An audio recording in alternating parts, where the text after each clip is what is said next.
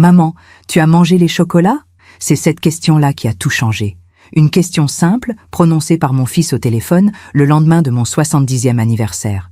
Mais ce n'était pas une question. C'était un cri étouffé, une panique que je n'avais jamais entendue dans sa voix.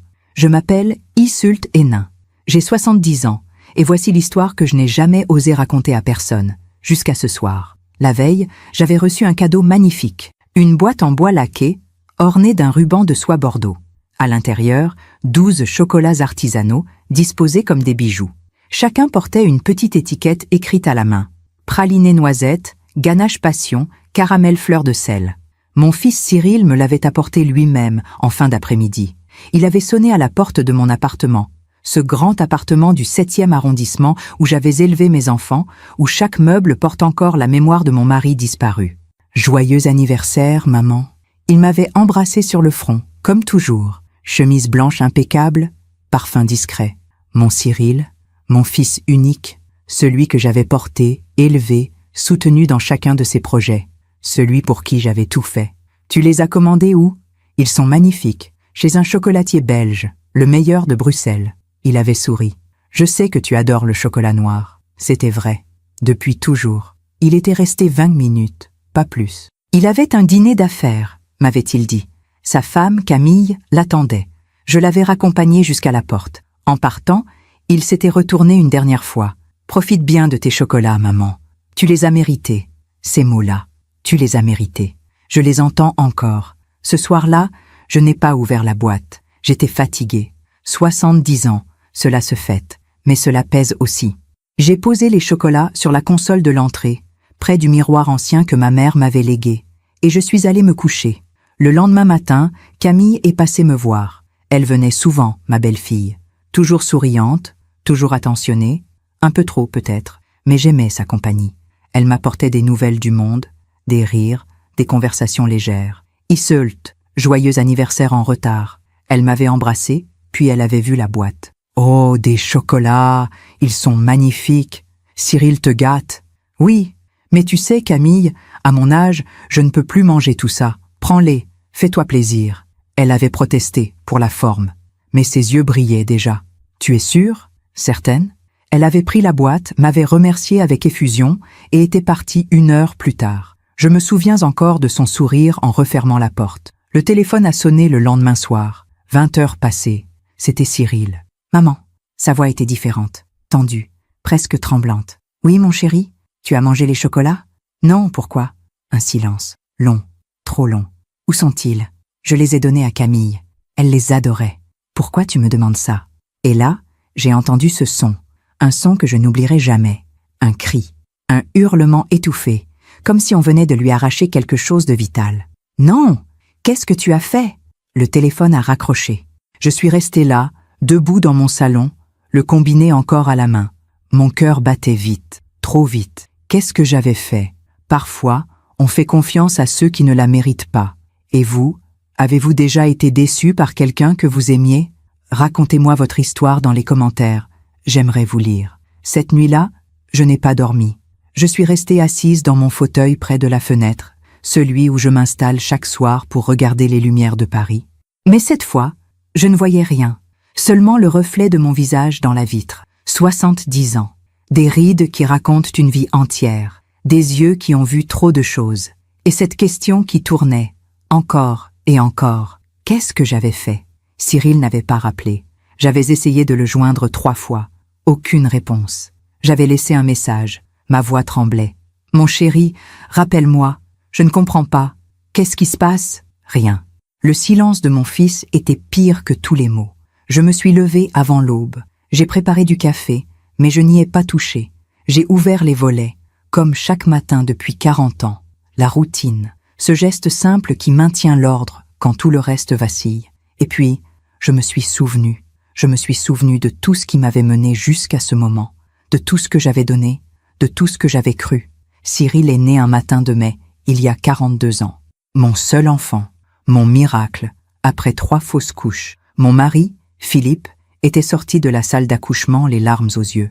C'est un garçon, Isult, un garçon parfait, parfait. Ce mot-là, j'avais tout fait pour qu'il le reste. Les meilleures écoles, le conservatoire pour le piano, Les leçons d'anglais avec une professeure britannique, les étés à Deauville, dans la maison de famille, les dimanches chez mes parents, où on lui apprenait les bonnes manières, la politesse, le respect des aînés. Philippe voulait qu'il reprenne l'entreprise familiale, une maison d'import-export de tissus haut de gamme, fondée par son grand-père. Mais Cyril avait d'autres rêves. Il voulait être libre, il voulait créer sa propre voie. « Papa ne me comprend pas », me disait-il, adolescent, dans ma cuisine. « Toi, tu me comprends, maman ?» Oui, je le comprenais, peut-être trop. Quand Philippe est mort, une crise cardiaque, brutale, sans prévenir, il y a 8 ans, Cyril avait 34 ans. Il avait pleuré contre mon épaule, comme un petit garçon. Je ne sais pas ce que je vais devenir sans lui. Tu vas continuer. Tu es fort. Et je suis là. J'étais là. J'ai toujours été là. Après la mort de Philippe, j'ai hérité de tout. L'appartement, les comptes bancaires, les placements, la maison à Deauville, l'entreprise aussi, que j'ai vendue 6 mois plus tard. Je n'y connaissais rien. Et Cyril ne voulait pas la reprendre. « Vends, maman. C'est mieux pour toi. Tu auras de quoi vivre confortablement. » J'avais suivi son conseil. Comme toujours, l'argent était bien placé.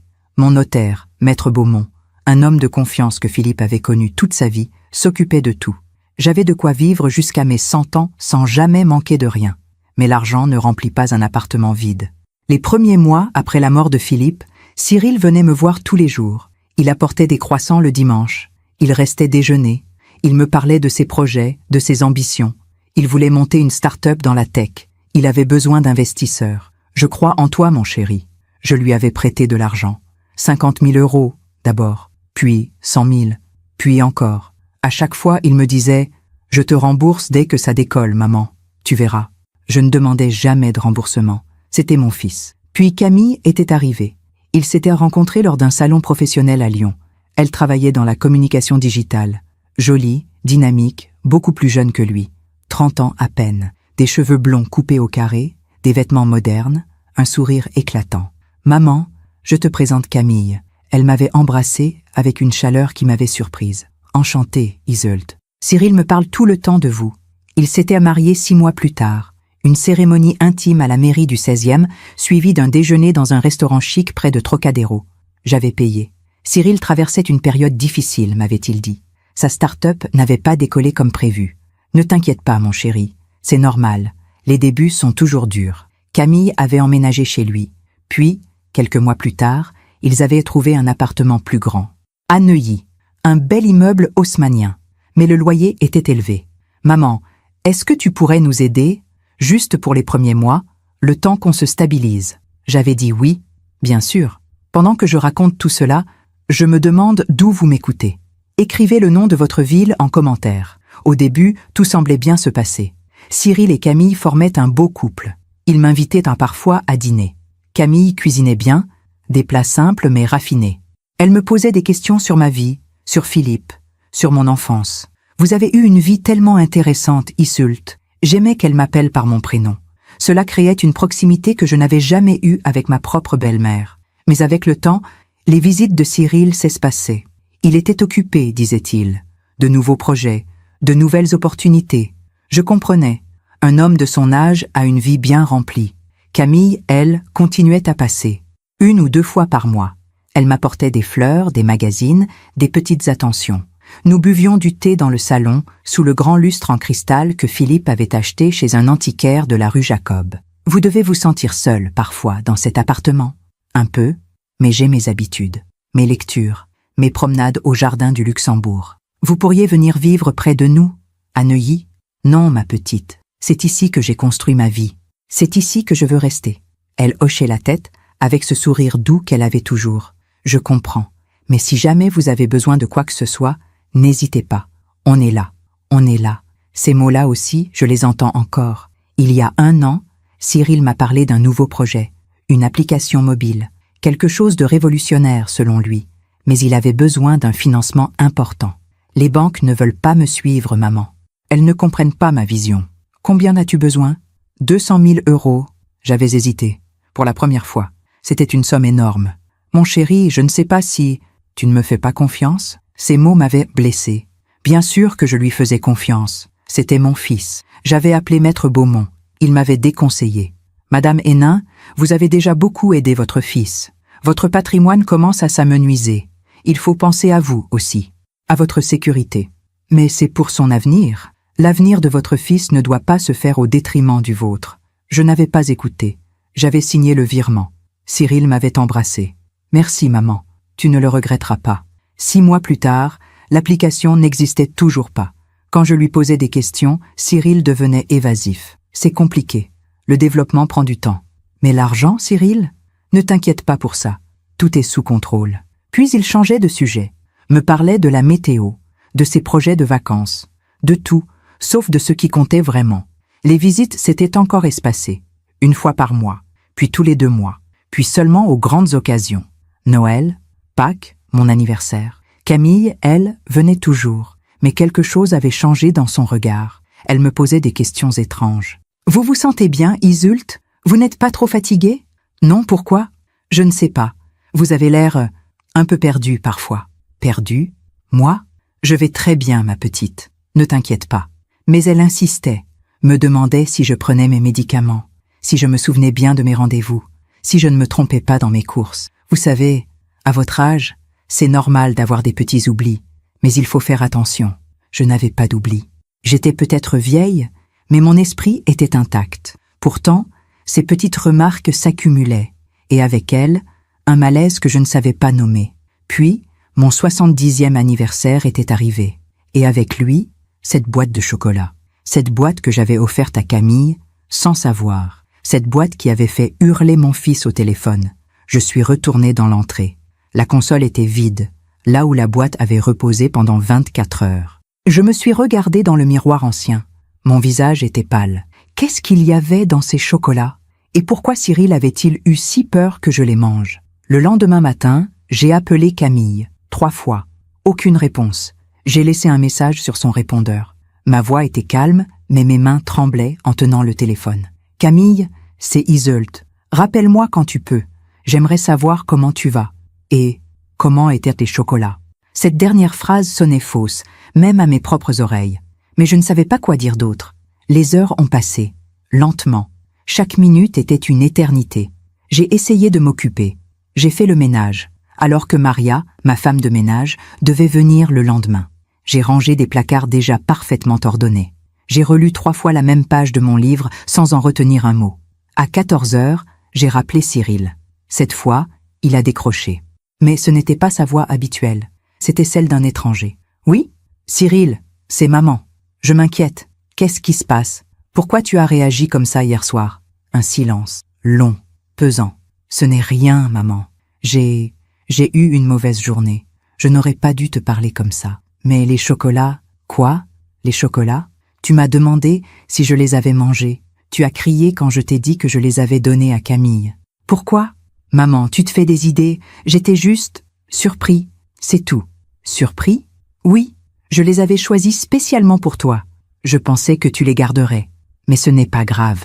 Vraiment. » Sa voix était trop contrôlée, trop lisse, comme s'il lisait un texte préparé. « Et Camille? Elle va bien? » « Oui. Pourquoi elle n'irait pas bien? » « Je ne sais pas. Elle ne répond pas au téléphone. Elle est occupée. Elle a beaucoup de travail en ce moment. »« Passe-la-moi. » »« Elle n'est pas là. Où est-elle? »« Maman, s'il te plaît, arrête de t'inquiéter pour rien. Tout va bien. Je dois y aller. On se voit bientôt. » Il avait raccroché avant que je puisse ajouter un mot. Je suis restée debout au milieu du salon, le téléphone à la main. Mon cœur battait si fort que j'entendais le sang pulser dans mes tempes. Tout va bien. Ces mots étaient un mensonge. Je le sentais dans mes os. J'ai décidé de ne pas attendre. J'ai pris mon sac, mon manteau. J'ai appelé un taxi. Neuilly n'était pas loin, mais je ne conduisais plus depuis 2 ans. Mes réflexes n'étaient plus ce qu'ils étaient, et Paris me faisait peur maintenant.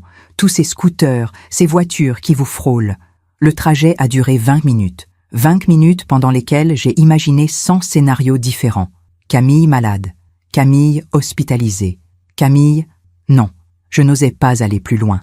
L'immeuble de Cyril était élégant. Pierre de taille claire, balcon en fer forgé, une porte cochère en bois massif. J'ai sonné à l'interphone.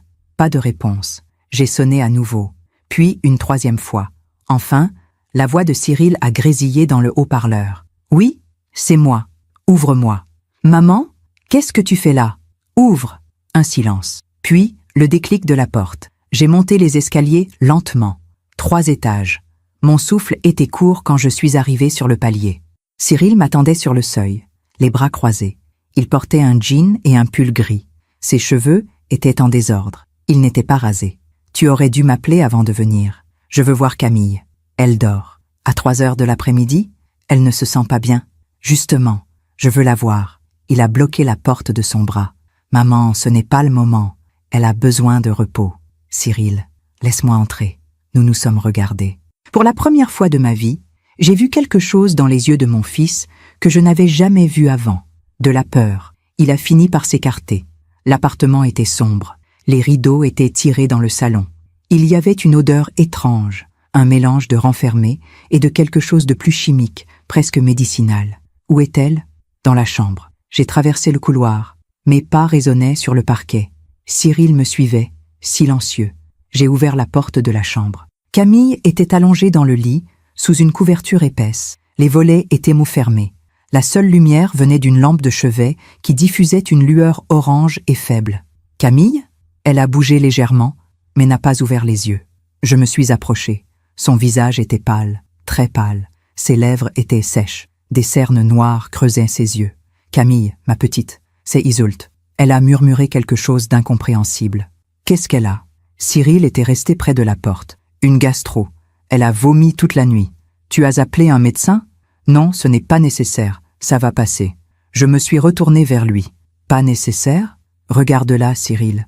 Elle a l'air très mal. C'est juste une gastro, maman. Et si ce n'est pas juste une gastro? Il ne répondait pas. Ses mâchoires étaient serrées. J'ai posé ma main sur le front de Camille. Elle était froide. Anormalement froide. Elle a besoin d'un médecin. Je sais ce dont elle a besoin. Sa voix était sèche, presque agressive. Je l'ai regardée, incrédule. C'est ta femme, Cyril. Et c'est moi qui m'occupe d'elle, pas toi. Ces mots m'ont frappé comme une gifle. Je suis restée encore quelques minutes près de Camille. Je lui ai tenu la main. Elle était molle, sans force. De temps en temps, elle gémissait doucement, comme si elle rêvait, ou plutôt, comme si elle faisait un cauchemar. Cyril attendait dans le couloir. Je sentais son impatience. Il voulait que je parte. Finalement, je me suis levée. J'ai embrassé le front glacé de Camille. Je reviendrai demain. Ce n'est pas la peine. Si, c'est la peine. En sortant de l'immeuble, mes jambes tremblaient. J'ai dû m'asseoir sur un banc public, juste en face.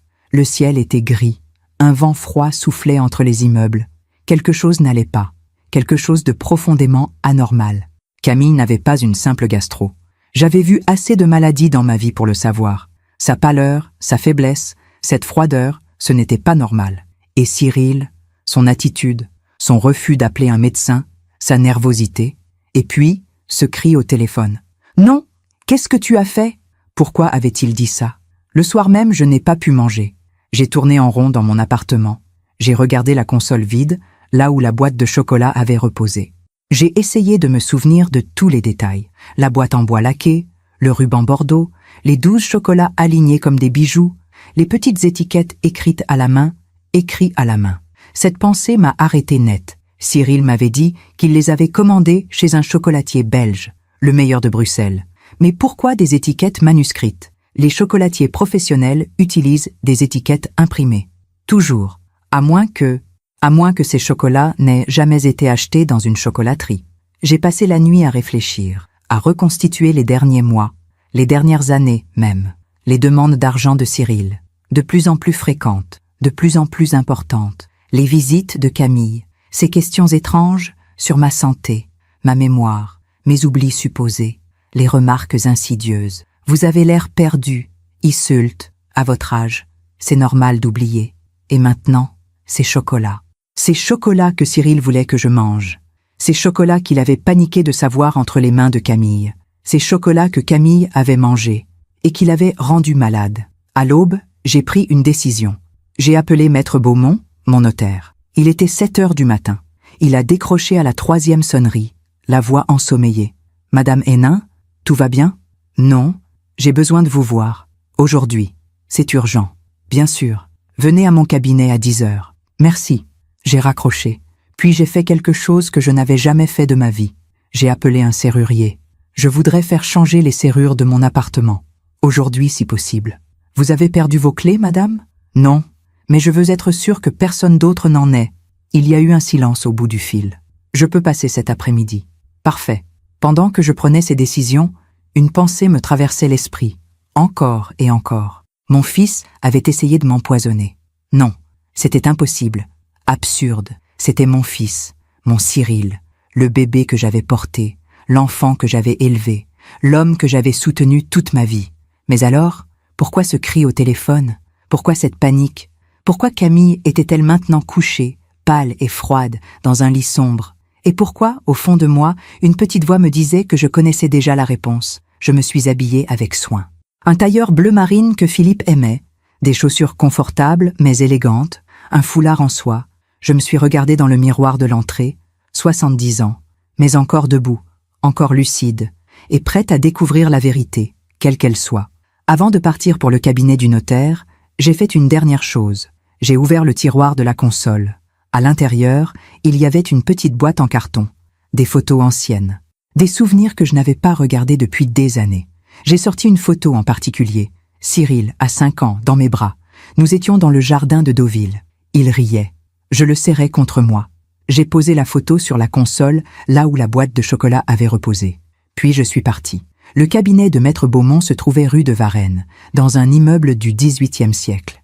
Une porte noire laquée, une plaque en cuivre poli, un escalier en pierre usé par 200 ans de passage. C'était là que Philippe venait régler toutes nos affaires. C'était là que j'étais venu signer mon testament, 3 ans après sa mort. La secrétaire m'a accueilli avec un sourire professionnel. « Madame Hénin, Maître Beaumont vous attend. » Il m'a reçu dans son bureau lambrissé. Des bibliothèques couvraient les murs du sol au plafond. L'odeur du cuir et du papier ancien flottait dans l'air. Il s'est levé quand je suis entrée. « Madame Hénin, asseyez-vous, je vous en prie. » Maître Beaumont avait 65 ans, des cheveux gris, des lunettes rondes, une élégance discrète. Il avait connu Philippe depuis l'université. C'était plus qu'un notaire. C'était un ami. Vous m'avez dit que c'était urgent. Oui, je me suis assise. Mes mains étaient crispées sur mon sac. Je veux savoir exactement ce qui reste de mon patrimoine. Il a froncé les sourcils. Tout est détaillé dans les documents que je vous envoie chaque trimestre. Je veux que vous me le disiez. Maintenant, en chiffres précis. Il a ouvert un dossier sur son bureau, a ajusté ses lunettes, a parcouru plusieurs pages. Bien, voyons. Après la vente de l'entreprise de feu votre mari, vous aviez un capital de 3 200 000 €. Votre appartement du 7e arrondissement est estimé à 1 400 000 €. La maison de Deauville, 700 000. Vous aviez également des placements pour 600 000 €. Il a levé les yeux vers moi. En comptant tout, votre patrimoine total s'élevait à environ 6 millions d'euros. S'élevait? Oui, au passé. Mon cœur s'est serré. Et aujourd'hui? Il a tourné une page, puis une autre. Son visage s'est assombri. Aujourd'hui, il vous reste votre appartement, la maison de Deauville, et environ 350 000 € en liquidités et placements. Le silence est tombé comme une pierre. Comment? Les prêts à votre fils, madame. Je vous ai alerté à plusieurs reprises. 50 000 € en 2017, 100 000 en 2018, 150 000 en 2019, 200 000 l'année dernière. Sans compter les virements réguliers, entre 5 et 10 000 € par mois depuis 3 ans. Ma respiration s'est bloquée. Par mois? Oui. Vous avez signé un mandat de prélèvement automatique il y a 3 ans. Vous ne vous en souvenez pas? Non. Je ne me souviens pas d'avoir signé ça. Il a sorti un document du dossier. Ma signature était là, au bas de la page. Mais je ne me souvenais pas de ce papier. Je ne me souvenais pas du jour où je l'avais signé. Votre fils vous l'avait apporté, m'aviez-vous dit à l'époque, pour simplifier les choses, pour que vous n'ayez pas à faire des virements manuels chaque fois qu'il avait besoin d'aide. Simplifier. Ce mot résonnait dans ma tête comme un glas. Combien ai-je perdu au total? Maître Beaumont a fait le calcul rapidement. Environ 2 400 000 €. En 5 ans. 2 400 000 €. La somme était vertigineuse, irréelle. Et vous ne m'avez rien dit? Madame Hénin, je vous ai alerté. À chaque fois, vous me disiez que c'était pour aider votre fils, que vous saviez ce que vous faisiez. Mais 2 millions, ma voix s'est brisée. Je sais. C'est pourquoi je vous ai conseillé, il y a 1 an, de bloquer le mandat automatique. Mais vous avez refusé. J'ai refusé? Oui. Vous m'avez dit que Cyril traversait une période difficile, que c'était temporaire. Je ne me souvenais pas de cette conversation. Ou peut-être que si, vaguement, comme un rêve flou dont on ne garde que des fragments. Pendant que je raconte tout cela, je me demande d'où vous m'écoutez. Écrivez le nom de votre ville en commentaire. Maître Beaumont a refermé le dossier. Madame Hénin, je dois vous poser une question difficile. Allez-y. Avez-vous l'impression que votre fils abuse de votre confiance? Le mot était là, prononcé. Réel. Abuse. Je ne sais pas. Je ne sais plus. Parce que si c'est le cas, il existe des recours légaux. Nous pouvons bloquer tous les comptes, annuler le mandat, même porter plainte si nécessaire. Porter plainte contre mon fils? Si vous pensez qu'il y a eu manipulation? Oui, j'ai regardé mes mains. Elles tremblaient. Je ne veux pas détruire mon fils. Mais lui, est-il en train de vous détruire? Cette question a flotté dans l'air, lourde, terrible. Je veux bloquer le mandat. Aujourd'hui. Bien. Je m'en occupe immédiatement. Et je veux que vous fassiez un inventaire complet de tout ce qui reste. Je veux savoir exactement ce que j'ai. Ce sera fait. Et j'ai hésité. Puis j'ai continué. Je veux modifier mon testament. Il a levé les yeux, surpris. Vous voulez déshériter votre fils? Non, pas encore. Mais je veux que tout soit verrouillé. Que personne ne puisse toucher à quoi que ce soit sans votre accord. Même moi. C'est une décision radicale. Sim, c'est une décision nécessaire. Je suis sorti du cabinet 2 heures plus tard. Les papiers étaient signés. Le mandat, bloqué. Mon testament, modifié. Tout ce qui me restait était désormais protégé. Mais cette protection avait un goût amer. J'avais passé ma vie à construire une famille, à donner, à aimer, à faire confiance. Et maintenant, je devais me protéger de mon propre fils. En rentrant chez moi, j'ai trouvé 3 messages sur mon répondeur. Le premier était de Cyril. « Maman, c'est moi. Rappelle-moi. » Sa voix était froide, neutre. Le deuxième était aussi de lui, 20 minutes plus tard. « Maman, j'ai essayé de faire un virement et ça n'a pas marché. Il y a un problème avec ton compte. Rappelle-moi. » Le troisième était différent. Sa voix était dure. « Qu'est-ce que tu as fait? Pourquoi tu as bloqué le compte? On doit parler. Maintenant. » J'ai effacé les messages. Puis j'ai éteint mon téléphone.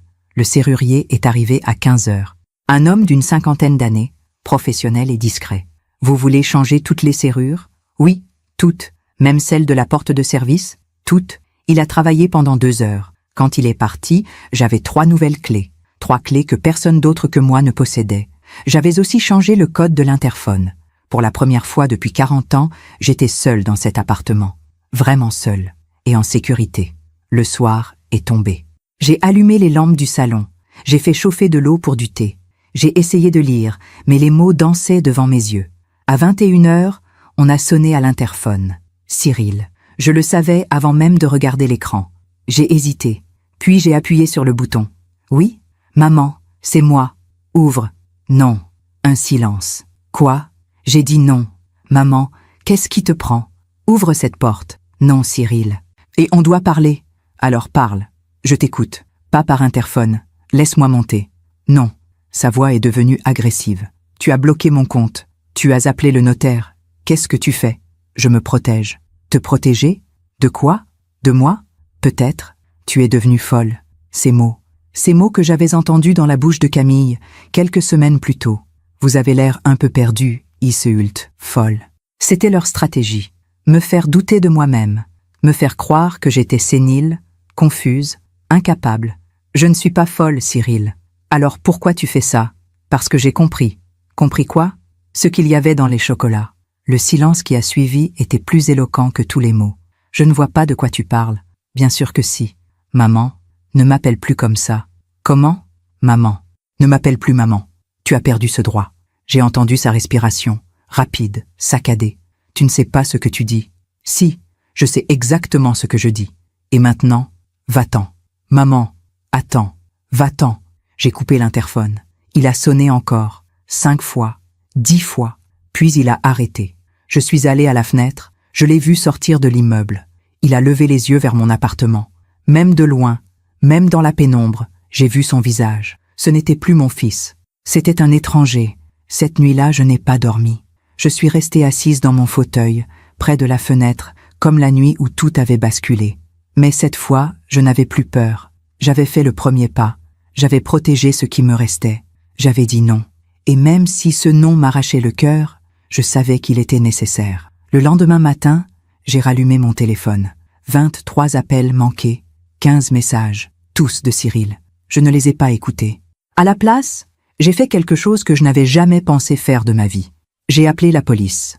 L'officier qui a pris mon appel avait une voix jeune et polie. Police nationale, j'écoute. Bonjour. Je ne sais pas si je dois faire ça, mais je pense que quelqu'un a essayé de me faire du mal. Qui, madame? Mon fils. Il y a eu un silence. Pouvez-vous m'expliquer ce qui s'est passé? J'ai raconté. Les chocolats. Le cri de Cyril au téléphone. L'état de Camille. Les 2 millions disparus. Le mandat automatique que je ne me souvenais pas avoir signé. Vous pensez qu'il y avait quelque chose dans ces chocolats? Oui. Vous les avez conservés? Non. Je les ai donnés à sa femme. Et elle? Elle est très malade. Est-ce qu'elle a vu un médecin? Mon fils refuse. L'officier a pris note de tout. Puis il m'a dit « Madame, je vais transmettre votre déclaration. Mais sans preuve matérielle, sans les chocolats, sans rapport médical, il sera difficile d'ouvrir une enquête. Je comprends. En revanche, pour la question financière, vous pouvez porter plainte pour abus de faiblesse. Surtout si vous pensez avoir signé des documents sans vraiment comprendre ce que vous signez. Et ensuite, une enquête sera ouverte. Mais cela peut prendre du temps. Et cela impliquera votre fils. Je sais. Vous êtes sûr de vouloir aller jusque-là? Je ne veux pas. Mais je dois. J'ai raccroché. Mes mains tremblaient encore. Porteur plainte contre mon fils. Ces mots étaient irréels, impensables. Et pourtant, j'avais franchi le pas. L'après-midi, j'ai reçu un appel d'un numéro inconnu. J'ai hésité, puis j'ai décroché. Allô? Isult? Une voix faible, presque inaudible. Camille? Oui, c'est moi. Comment vas-tu? Mal, très mal. Elle a toussé. Un son rauque, douloureux. Qu'est-ce qui s'est passé? Les chocolats. Mon cœur a bondi. Tu sais ce qu'il y avait dedans? Non. Mais Cyril, elle s'est interrompue. J'ai entendu un bruit en fond, comme une porte qui s'ouvrait. Camille, je dois raccrocher. Mais Isult, oui, fais attention à toi. La ligne s'est coupée. J'ai rappelé immédiatement. Le téléphone sonnait dans le vide. Fais attention à toi. Ces mots résonnaient comme un avertissement. Les jours qui ont suivi ont été les plus longs de ma vie. J'attendais. Un appel de la police. Un signe de Camille. Une explication. N'importe quoi qui donnerait un sens à ce cauchemar. Mais rien ne venait. Cyril n'a plus sonné à ma porte. Il n'a plus appelé. C'était comme s'il avait disparu. Et ce silence était pire que tous ces mensonges. Le 3e jour, Maria est venue faire le ménage comme d'habitude. Elle travaillait pour moi depuis 15 ans. Une femme discrète, portugaise, qui ne parlait jamais de sa vie personnelle, mais qui connaissait chaque recoin de mon appartement. Bonjour, Madame Hénin. Bonjour, Maria. Elle a remarqué tout de suite que quelque chose avait changé. Les serrures sont neuves. Oui, j'ai fait changer. Elle n'a pas posé de questions. C'était une des choses que j'appréciais chez elle, sa discrétion. Mais en rangeant la cuisine, elle a dit quelque chose qui m'a glacée. Monsieur Cyril est passé hier. Je me suis figée. Quand? En fin d'après-midi. J'étais en train de partir. Il m'a demandé si vous alliez bien. Qu'est-ce que tu lui as dit? Que vous alliez bien. Que vous étiez sorti. Il a demandé autre chose? Maria a hésité. Il m'a demandé si vous aviez changé les serrures? Mon sang s'est glacé. Et je lui ai dit que je ne savais pas, que je n'avais pas fait attention. Bien, merci Maria. Et il avait l'air inquiet. Inquiet? Oui. Ou peut-être en colère? Je ne sais pas. Elle a continué son travail, mais je voyais qu'elle était mal à l'aise. Maria? Oui, madame? Si Cyril revient, ne lui dis rien sur moi. Rien du tout. Elle m'a regardé avec des yeux ronds. Vous vous êtes disputé? Quelque chose comme ça. Je suis désolée. Ce n'est pas ta faute. Mais dans sa façon de me regarder, j'ai vu quelque chose que je n'avais jamais vu avant. De la pitié. L'après-midi, j'ai décidé de retourner à Neuilly. Pas pour voir Cyril. Pour voir Camille. J'ai pris un taxi. Le trajet était identique à celui d'il y a quelques jours, mais tout me semblait différent. Les rues, les immeubles, même la lumière, tout portait un poids nouveau.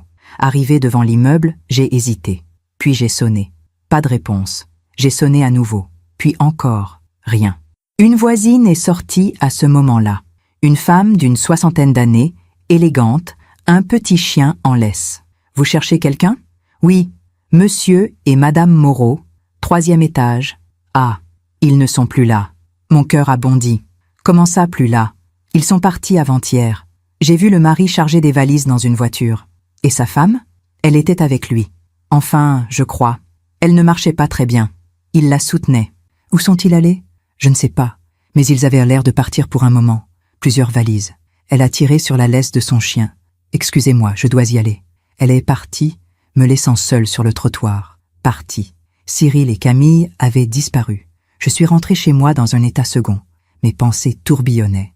Où était-il allé? Pourquoi partir si vite? Et surtout, dans quel état était Camille?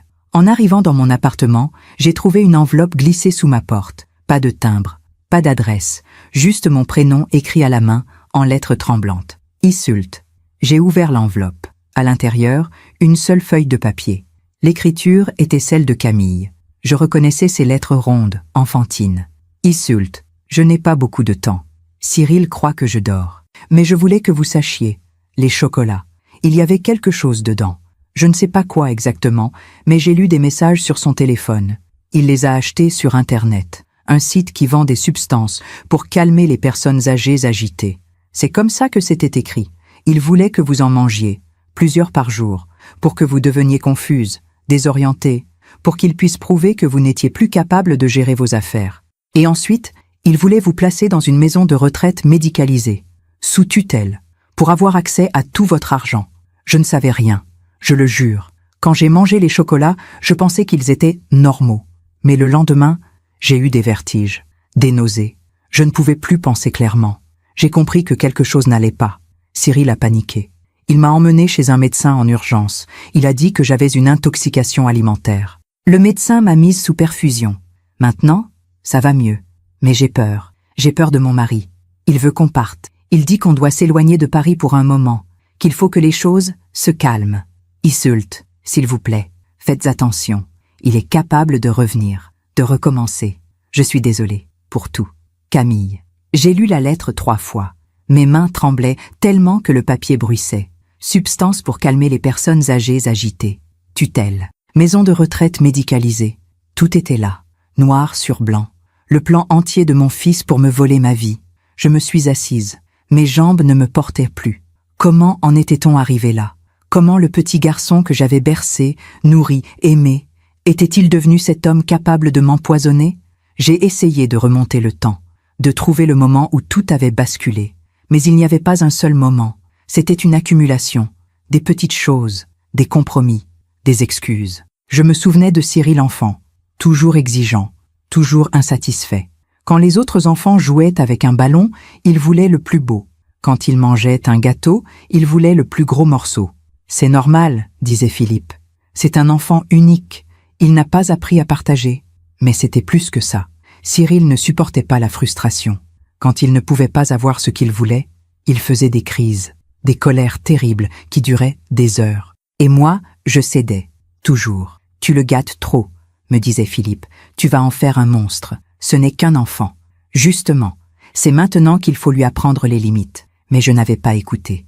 J'avais continué à céder, à donner, à excuser. À l'adolescence, Cyril avait volé de l'argent dans mon sac. 200 francs. Une somme importante à l'époque. Philippe voulait le punir sévèrement, l'obliger à rembourser en faisant des petits travaux. Mais j'avais plaidé sa cause. Il est jeune, il a fait une erreur, il ne recommencera pas. Cyril avait promis, avec des larmes dans les yeux. Pardon, maman, je te jure que je ne le referai plus. Mais il l'avait refait, plusieurs fois. De petites sommes, d'abord, puis de plus grandes. Philippe finissait toujours par le découvrir. Et à chaque fois, je prenais la défense de mon fils. Il traverse une période difficile. Il a 18 ans, Issult. Ce n'est plus un enfant. C'est encore mon bébé. Philippe me regardait avec une tristesse que je ne comprenais pas à l'époque. Tu vas le perdre si tu continues comme ça. Comment peux-tu dire une chose pareille? Parce que tu lui apprends qu'il peut tout avoir sans rien donner en retour. Et un jour, il te considérera comme un distributeur automatique, plus comme une mère. Ces mots m'avaient blessé, profondément. Je pensais que Philippe ne comprenait pas l'amour d'une mère, qu'il était trop dur, trop exigeant. Mais maintenant, assise dans mon salon avec la lettre de Camille entre les mains, je comprenais. Philippe avait eu raison. Après la mort de Philippe, j'avais redoublé d'attention envers Cyril. Je voulais compenser l'absence de son père, être à la fois mère et père, donner tout ce dont il avait besoin. Et Cyril avait profité de chaque occasion. Les demandes d'argent étaient devenues plus fréquentes, plus importantes, mais toujours accompagnées de belles promesses. C'est pour un projet, maman. Tu vas voir, je vais réussir et je vais tout te rembourser. Je voulais y croire. J'avais besoin d'y croire. Parce que si je ne croyais pas en mon fils, alors à quoi avait servi toute ma vie? Et maintenant, j'étais là, seule dans cet appartement, avec une lettre qui me révélait que mon fils avait voulu me détruire. Pas par colère, pas par folie, par calcul, pour l'argent. J'ai pleuré cette nuit-là. Pour la première fois depuis la mort de Philippe, j'ai vraiment pleuré. Pas des larmes discrètes, pas des sanglots étouffés. Non, j'ai pleuré comme on pleure un mort, comme on pleure la fin de tout. Parce que mon fils était mort, pas physiquement, mais l'idée que j'avais de lui, l'image que je m'étais construite pendant 42 ans. Cette image-là était morte, et avec elle, une partie de moi. Le lendemain matin, j'ai repris le téléphone. J'ai appelé l'officier de police qui avait pris ma déclaration. « Madame Hénin, vous avez du nouveau ?» « Oui, j'ai reçu une lettre. De ma belle-fille. Elle confirme tout. Les substances dans les chocolats. Le plan de mon fils. Vous avez conservé cette lettre ? Oui ? Bien. Pouvez-vous passer au commissariat ? Nous allons l'ajouter à votre dossier. J'arrive. Au commissariat, on m'a fait asseoir dans une petite salle d'interrogatoire. L'officier était jeune. Trop jeune, peut-être, pour comprendre ce que je vivais. Il a lu la lettre attentivement. C'est une preuve importante. Mais pour ouvrir une enquête pénale, il nous faudrait plus. Quoi, par exemple ? Les chocolats, ou un rapport médical de votre belle-fille prouvant qu'elle a été intoxiquée. Je n'ai pas les chocolats, et mon fils l'a emmené. Je ne sais pas où. Alors, c'est compliqué. Mais la lettre est importante. Mais sans preuve matérielle, votre fils pourra toujours nier. Dire que sa femme a inventé tout ça, qu'elle était confuse, malade. Donc, vous ne pouvez rien faire ? Je n'ai pas dit ça. Nous allons ouvrir une enquête pour abus de faiblesse, comme prévu.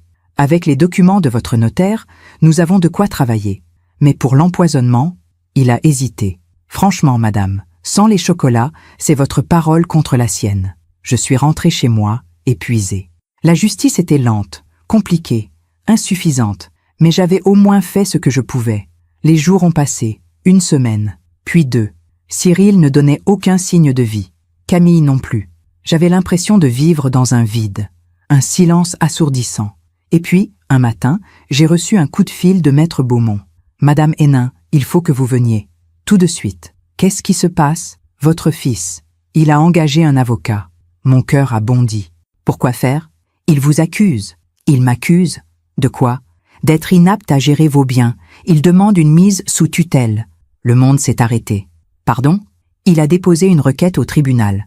Avec un certificat médical. Quel certificat médical ?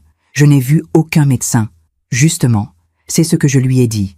Mais il prétend que vous refusez de vous faire soigner, que vous êtes dans le déni. C'est de la folie. Je sais, mais il faut qu'on se prépare. Le tribunal va vous convoquer. Il faudra prouver que vous êtes parfaitement lucide. Comment on fait ça ? Avec une expertise médicale indépendante. Je vais vous trouver un psychiatre de confiance. J'ai raccroché, le souffle coupé. Cyril ne s'était pas enfui par peur. Il s'était enfui pour mieux m'attaquer. Et maintenant, il revenait, avec des avocats, des certificats, des mensonges. Il revenait pour finir ce qu'il avait commencé. Je me demande encore si j'ai fait le bon choix. Et vous ? Qu'auriez-vous fait à ma place ? L'expertise psychiatrique a eu lieu 3 jours plus tard, dans un cabinet médical du 15e arrondissement. Le docteur Lemoine était une femme d'une 50aine d'années. Cheveux courts, lunettes rectangulaires, une voix douce mais ferme. Maître Beaumont m'avait dit qu'elle était une des meilleures de Paris, qu'elle ne se laissait pas influencer, qu'elle cherchait la vérité. J'en avais besoin. De vérité. Madame Hénin, asseyez-vous. Le cabinet était lumineux. Des plantes vertes près de la fenêtre, des tableaux abstraits au mur. Une odeur de lavande flottait dans l'air. Vous savez pourquoi vous êtes ici ? Oui. Mon fils prétend que je ne suis plus capable de gérer ma vie. Et vous ? Qu'en pensez-vous ? Je pense qu'il ment. Elle a noté quelque chose dans son carnet. Racontez-moi ce qui s'est passé. Prenez votre temps. Alors, j'ai raconté. Tout. Depuis le début. Les chocolats. Le cri de Cyril au téléphone. L'état de Camille. Les 2 millions disparus. Le mandat automatique. La lettre. La requête en tutelle. Le docteur Lemoine m'écoutait sans m'interrompre. Son visage restait neutre, professionnel. Quand j'ai terminé, elle a posé son stylo. Vous vous souvenez du jour où vous avez signé ce mandat de prélèvement automatique ? Non. Enfin, vaguement. Cyril était venu. Il avait des papiers. Il m'a dit que c'était pour simplifier les choses. Vous avez lu les papiers avant de signer ? J'ai hésité. Je crois. Mais Cyril m'expliquait en même temps. Il parlait vite. Je me sentais un peu perdue. Perdue comment ? Je ne sais pas. Fatiguée. Il y avait tellement de chiffres, de termes juridiques. Vous prenez des médicaments ? Pour la tension. Et pour le cholestérol. Rien d'autre. Pas de somnifères ? D'anxiolytiques ? Non. Vous avez des troubles de la mémoire? Pas plus qu'une femme de mon âge. J'oublie parfois où j'ai mis mes lunettes, ou le nom d'un acteur, mais rien de grave. Vous sortez seul? Vous faites vos courses? Oui. Je vais au marché 2 fois par semaine. Je vais chez le coiffeur. Je me promène au Luxembourg. Vous gérez votre budget? Jusqu'à ce que mon fils m'en dépossède, oui. Le docteur Lemoine a souri légèrement. Vous avez de l'humour. C'est bon signe. Elle m'a fait passer une série de tests, des questions sur la date, le lieu, le nom du président, des calculs simples, des mots à mémoriser puis à répéter, des dessins à reproduire. J'ai répondu sans difficulté. À la fin, elle a refermé son carnet. Madame Hénin, je vais être claire avec vous. Mon cœur s'est serré. Vous êtes parfaitement lucide. Votre mémoire est excellente pour votre âge. Vous n'avez aucun signe de démence, de confusion ou d'altération de vos facultés cognitives. J'ai senti mes épaules se détendre. Une vague de soulagement m'a envahi. Merci. Mais, il y avait un mais. Mais, je pense que vous avez été manipulé, psychologiquement, sur une longue période. Manipulé? Oui.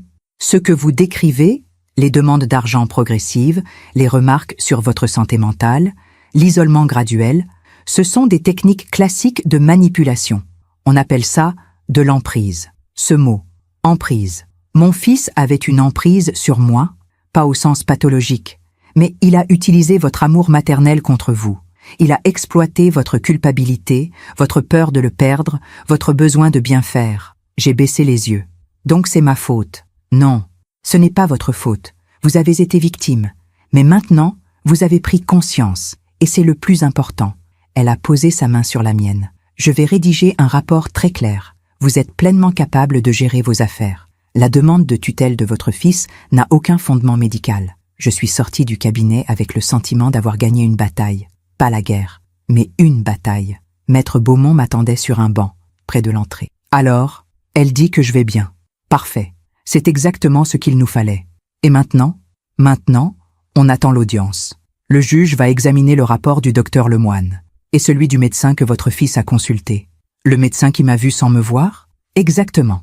Et croyez-moi, ça ne va pas jouer en sa faveur. L'audience était fixée 3 semaines plus tard, au tribunal judiciaire de Paris. Ces 3 semaines ont été parmi les plus difficiles de ma vie. Je ne dormais presque plus.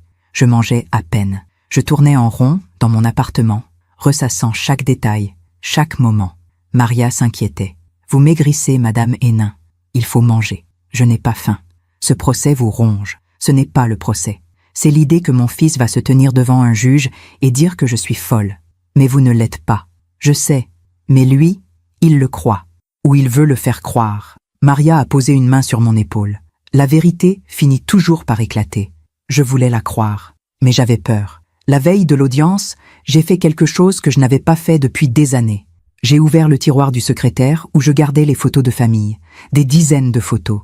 Cyril bébé, Cyril enfant, Cyril adolescent, Cyril le jour de son mariage. Je les ai regardées une par une, cherchant dans ces visages l'indice que j'avais manqué, le signe avant-coureur de ce qu'il allait devenir. Mais je ne voyais qu'un enfant, mon enfant, et cette pensée me brisait le cœur. Le jour de l'audience, je me suis levée à l'aube. J'ai choisi mes vêtements avec soin. Un tailleur gris anthracite, un chemisier blanc, des escarpins noirs, un collier de perles que Philippe m'avait offert pour nos 20 ans de mariage. Je voulais avoir l'air digne, respectable, saine d'esprit. Maître Beaumont est venu me chercher à 9 heures. Dans la voiture, il m'a briefé. Le juge va vous poser des questions. Répondez calmement. Soyez précise. Ne vous laissez pas déstabiliser. Et Cyril, il sera là, avec son avocat. Je vais devoir le voir? Oui, j'ai fermé les yeux. Je ne sais pas si j'en suis capable. Vous en êtes capable. Vous êtes venu jusqu'ici. Vous irez jusqu'au bout. Le tribunal était un bâtiment imposant. Des colonnes en pierre. Des escaliers interminables. Des couloirs qui résonnaient sous nos pas. On m'a fait attendre dans une petite salle attenante à la salle d'audience. Maître Beaumont relisait ses notes. Moi, je fixais le mur. À 10 heures précises, on nous a appelés. J'ai poussé la porte et je l'ai vu. Cyril était assis à une table, à gauche de la salle. Il portait un costume sombre, une cravate bleue, ses cheveux étaient soigneusement coiffés. Il avait l'air normal, respectable, inquiet même. À côté de lui, son avocat, un homme d'une 40aine d'années, en costume 3 pièces. Nos regards se sont croisés, et pour la première fois depuis toute cette histoire, j'ai vu quelque chose dans ses yeux. Pas de la honte, pas du regret, du calcul. Il jouait un rôle. Le fils dévoué, le fils inquiet pour sa mère vieillissante. Le juge était une femme d'une 60aine d'années. Cheveux gris, tirés en chignon. Lunettes fines. Une voix posée, mais autoritaire. Madame Hénin, approchez. Je me suis avancée. Mes jambes tremblaient. Vous savez pourquoi vous êtes ici? Oui, madame la juge. Mon fils demande ma mise sous tutelle. Et vous contestez cette demande? Absolument. Pouvez-vous m'expliquer pourquoi? J'ai pris une grande inspiration. Parce que je suis parfaitement capable de gérer ma vie. Mon fils prétend le contraire parce qu'il veut avoir accès à mon argent. L'avocat de Cyril s'est levé. Objection, madame la juge. Cette accusation est diffamatoire. Mon client agit uniquement dans l'intérêt de sa mère. La juge a levé la main. Maître, asseyez-vous. J'ai lu les 2 rapports psychiatriques. Elle a ouvert un dossier devant elle. Le rapport du docteur Lemoine est très clair. Madame Hénin est lucide, cohérente et pleinement capable de discernement. Mais madame la juge, je n'ai pas terminé, maître. Elle s'est tournée vers Cyril. Monsieur Moreau, pouvez-vous m'expliquer comment votre mère a été examinée par le docteur Garnier, alors qu'elle affirme ne l'avoir jamais rencontré? Cyril a pâli légèrement. Le docteur Garnier est notre médecin de famille. Il connaît ma mère depuis des années. Connaître quelqu'un et l'examiner sont 2 choses différentes. Il l'a vue plusieurs fois. Quand? Je ne me souviens pas des dates exactes. La juge a refermé le dossier d'un geste sec. Monsieur Moreau, le certificat médical que vous avez fourni est basé sur des observations indirectes et anciennes. Il n'a aucune valeur légale dans le cadre d'une demande de mise sous tutelle. L'avocat de Cyril s'est levé à nouveau. Madame la juge, mon client agit de bonne foi. Sa mère a fait des virements importants sans raison claire. Elle a changé ses serrures. Elle refuse de le voir. Ce sont des comportements inquiétants. Ou des comportements de quelqu'un qui se protège. La salle est restée silencieuse. La juge s'est tournée vers moi. Madame Hénin, pourquoi avez-vous changé vos serrures? Parce que j'avais peur. Peur de quoi? Peur de mon fils. Cyril a secoué la tête. Maman, s'il te plaît, ne m'appelle pas maman. Ma voix a claqué dans la salle comme un coup de feu. La juge m'a regardé intensément. Expliquez-vous. Alors j'ai tout dit. Les chocolats, le cri au téléphone, l'état de Camille, les 2 millions disparus. Le mandat que je ne me souvenais pas avoir signé clairement. La lettre de Camille. À chaque phrase, l'avocat de Cyril tentait d'intervenir. Mais la juge le faisait taire d'un geste. Quand j'ai terminé, le silence était assourdissant. La juge a feuilleté le dossier longuement. Puis elle a enlevé ses lunettes. Monsieur Moreau, avez-vous quelque chose à dire pour votre défense? Cyril s'est levé. Sa voix était tremblante. Ma mère va mal. Elle imagine des choses. Elle croit que je veux lui faire du mal. Mais tout ce que je veux, c'est la protéger. La protéger contre qui? Contre elle-même. En la plaçant sous tutelle? Oui. Et en devenant son tuteur, vous auriez accès à l'intégralité de son patrimoine. Ce n'est pas pour l'argent. Alors pourquoi? Il n'a pas répondu. La juge a remis ses lunettes. Voici ma décision. La demande de mise sous tutelle est rejetée. Madame Hénin est pleinement capable de gérer ses affaires. J'ai senti mes jambes se dérober sous moi. En revanche, elle s'est tournée vers Cyril. Les éléments portés à ma connaissance sont suffisamment graves pour justifier une transmission au procureur de la République. Une enquête sera ouverte pour abus de faiblesse et tentative d'escroquerie. L'avocat de Cyril a bondi. Madame la juge, c'est disproportionné. Au contraire, maître, c'est proportionné aux faits. Elle a frappé son marteau. L'audience est levée. Je suis sortie du tribunal dans un état second. Maître Beaumont me soutenait par le bras. Vous avez gagné, madame Hénin. J'ai gagné quoi? Votre liberté. Mais j'ai perdu mon fils. Il n'a rien répondu, parce qu'il savait que c'était vrai. Dehors, sur les marches du tribunal, Cyril m'attendait. Il était seul. Son avocat était parti. Maman, ne m'appelle plus comme ça. S'il te plaît, écoute-moi. Il n'y a rien à écouter. Je suis désolée. Ces mots sont sortis de sa bouche, mais ils sonnaient faux, vides. Tu es désolée? Oui. Désolée de quoi? D'avoir essayé de m'empoisonner? Ou désolée d'avoir échoué? Il a baissé les yeux. Je ne voulais pas... Tu ne voulais pas quoi? Me tuer? Non, bien sûr. Tu voulais juste me voler ma vie, me faire passer pour folle, m'enfermer, prendre mon argent. Ce n'était pas comme ça. Alors c'était comment? Il ne répondait pas. Regarde-moi, Cyril. Il a levé les yeux. Et dans son regard, j'ai vu la vérité. Il n'était pas désolé. Il était juste furieux d'avoir perdu. Je me suis détournée. Maître Beaumont m'attendait près de la voiture. Maman, attends. Adieu, Cyril. Tu ne peux pas me faire ça. Je me suis retournée une dernière fois. C'est toi qui m'as fait ça. Et je suis partie. Les semaines qui ont suivi l'audience ont été étranges, comme une parenthèse suspendue entre deux vies. J'avais gagné devant le juge. Mon autonomie était reconnue. Mon fils était sous enquête. Tout aurait dû s'arrêter là. Mais rien ne s'arrêtait vraiment. Parce qu'une mère ne cesse pas d'être mère du jour au lendemain. Même quand son fils a essayé de la détruire. Les premiers jours, j'ai essayé de reprendre une vie normale. Je suis allée au marché. J'ai retrouvé mes habitudes, mes promenades au Luxembourg, mes lectures près de la fenêtre. Mais tout avait changé. Les rues que je connaissais par cœur me semblaient différentes. Les visages des commerçants aussi. Comme si j'avais traversé un pays étranger et que je revenais transformée. Maria l'avait remarqué. « Vous êtes ailleurs, Madame Hénin. »« Je sais, c'est normal. Vous avez vécu quelque chose de terrible. »« Terrible. Oui, c'est le mot. » Elle a posé sa main sur la mienne. « Mais vous avez survécu. C'est ce qui compte. Survécu. Pas vécu. Survécu. » Un matin, j'ai reçu un appel de l'officier de police qui avait pris ma plainte. « Madame Hénin, je voulais vous tenir informée. L'enquête avance. Qu'avez-vous trouvé? Nous avons saisi l'ordinateur de votre fils. Et son téléphone. » Mon cœur s'est serré. Et on a trouvé des traces. Des recherches Internet sur des substances sédatives. Des commandes sur des sites étrangers. Des messages avec sa femme. Camille savait? C'est difficile à dire. Certains messages suggèrent qu'elle était au courant. D'autres non. Elle semble avoir découvert progressivement. Où est-elle maintenant? Nous l'avons convoquée. Elle a accepté de témoigner. Témoigner? Oui, contre votre fils. J'ai fermé les yeux. Camille, cette jeune femme que j'avais crue complice, puis victime. Et maintenant, témoin. Elle va bien? Physiquement, oui. Elle a récupéré.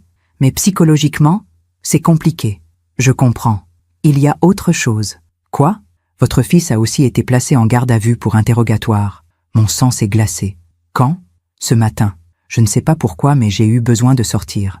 Immédiatement. Comme si les murs de mon appartement se refermaient sur moi. J'ai marché. Sans but. Sans direction. Mes pas m'ont mené vers le jardin du Luxembourg. C'était un jour d'avril. Le soleil brillait. Les arbres bourgeonnaient. Les enfants jouaient près du bassin. La vie continuait. Comme si rien ne s'était passé. Je me suis assise sur un banc. Mon banc. Celui où je venais depuis 40 ans. Philippe s'asseyait à côté de moi. On regardait les gens passer.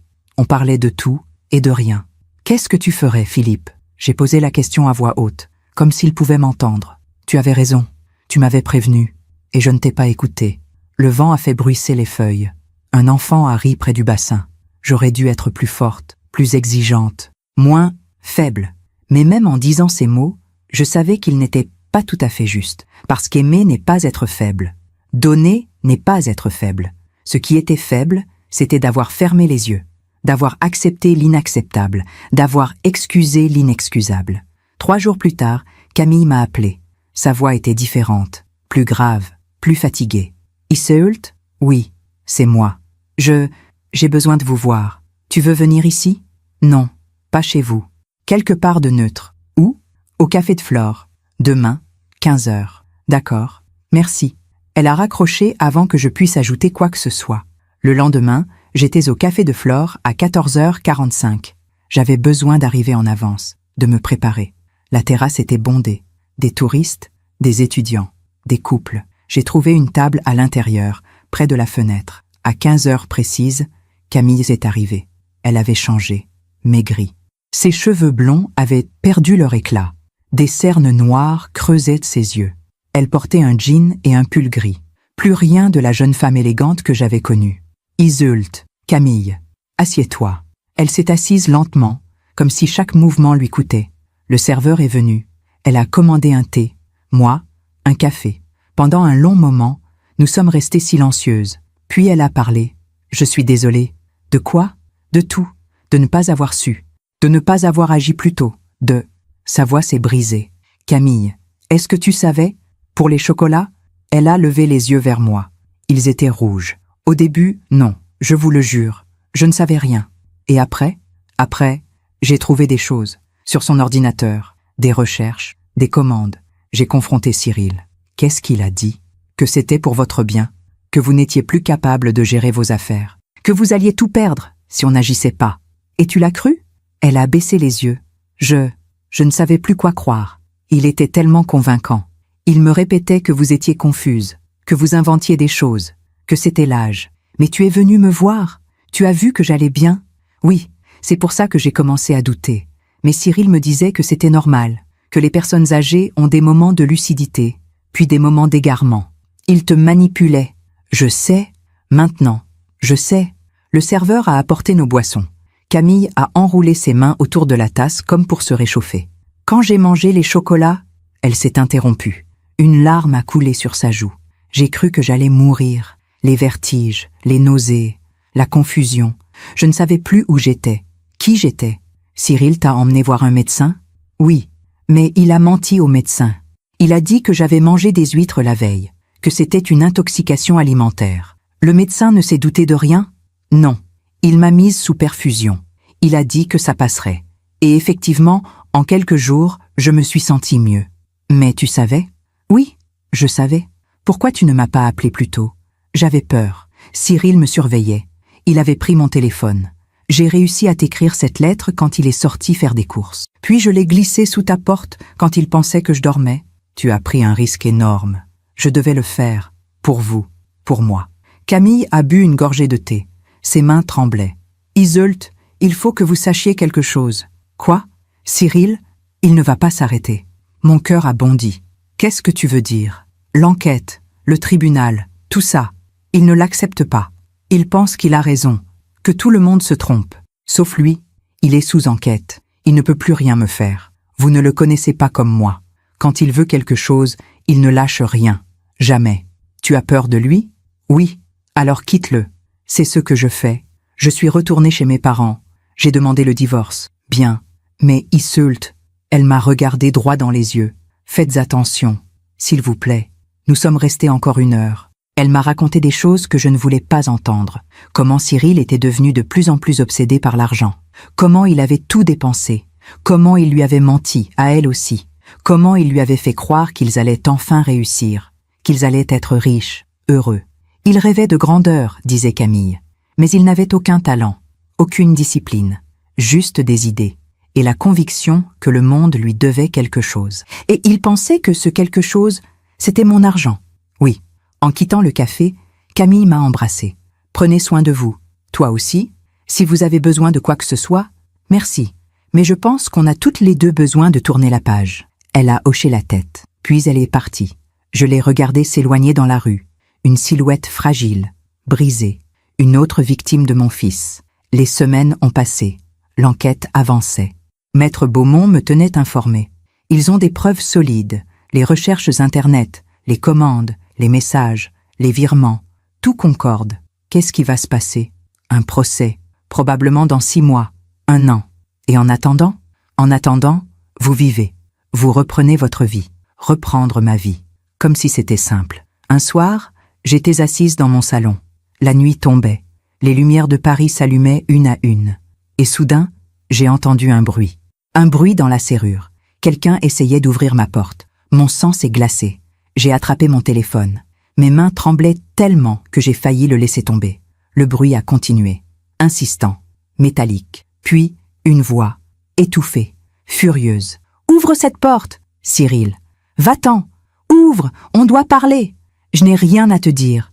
Tu m'as détruit. Tu m'as pris ma vie. C'est toi qui as essayé de prendre la mienne. » Il a frappé la porte, fort. Plusieurs coups violents qui ont résonné dans tout l'appartement. Tu es ma mère. Tu es censée m'aider, me soutenir. Pas au prix de ma vie. Tu es folle. Complètement folle. J'ai composé le numéro de la police. Police secours, j'écoute. Mon fils est devant ma porte. Il essaie d'entrer. J'ai peur. Restez à l'intérieur. Ne bougez pas. On envoie une patrouille. Les coups ont continué. Puis, ils se sont arrêtés brusquement. J'ai entendu des pas. Puis plus rien. La police est arrivée 10 minutes plus tard. Ils ont fouillé l'immeuble. Cyril était parti. On va renforcer la surveillance, madame. Et on va l'avertir. S'il revient, il sera arrêté. Merci. Mais cette nuit-là, je n'ai pas fermé l'œil. Le lendemain, Maître Beaumont m'a appelé. Il faut demander une ordonnance de protection. Une ordonnance? Oui, pour interdire à votre fils de vous approcher. Il en est vraiment là? Madame Hénin, votre fils est imprévisible et potentiellement dangereux. Il faut vous protéger. D'accord, faites-le. L'ordonnance a été accordée 3 jours plus tard. Cyril n'avait plus le droit de m'approcher à moins de 100 mètres, plus le droit de m'appeler, plus le droit de me contacter de quelque façon que ce soit. C'était surréaliste. Mon propre fils, interdit de me voir. Et puis, un matin, j'ai reçu un appel de l'officier de police. « Madame Hénin, il y a du nouveau. »« Quoi ? Votre fils a été arrêté. » Mon cœur s'est arrêté. « Pourquoi ? » « Violation de l'ordonnance de protection. Il a essayé de vous suivre hier après-midi. Une voisine nous a prévenus. Je me souvenais. J'étais allée au marché. J'avais senti une présence. Mais je m'étais dit que c'était mon imagination. Il est en garde à vue. Qu'est-ce qui va se passer ? Il passera devant le juge. Probablement une peine d'emprisonnement. Courte, mais c'est un avertissement. Cette nuit-là, j'ai pleuré. Pas de tristesse, pas de colère, de soulagement. Parce que pour la première fois depuis des mois, je me sentais en sécurité. Mais au fond de moi, je savais que ce n'était pas fini. Parce que la vie, elle, n'avait pas fini de lui rendre ce qu'il avait semé. Cyril a été condamné à 2 mois de prison avec sursis pour violation de l'ordonnance de protection. 2 mois, avec sursis. Cela voulait dire qu'il ne serait pas incarcéré. Pas pour l'instant. Mais qu'à la moindre nouvelle violation, il le serait. Le juge lui avait parlé d'un ton sévère. « Monsieur Moreau, vous avez gravement enfreint une décision de justice. Votre comportement est inacceptable. Vous allez suivre une obligation de soins psychiatriques. Et si vous approchez votre mère à nouveau, vous irez en prison. C'est clair ? » J'étais là, au fond de la salle d'audience. Cyril ne m'avait pas regardé. Pas une seule fois. Quand le juge avait prononcé la sentence, j'avais vu ses épaules s'affaisser, légèrement. Comme si quelque chose en lui venait de se briser. Mais ce n'était pas du regret.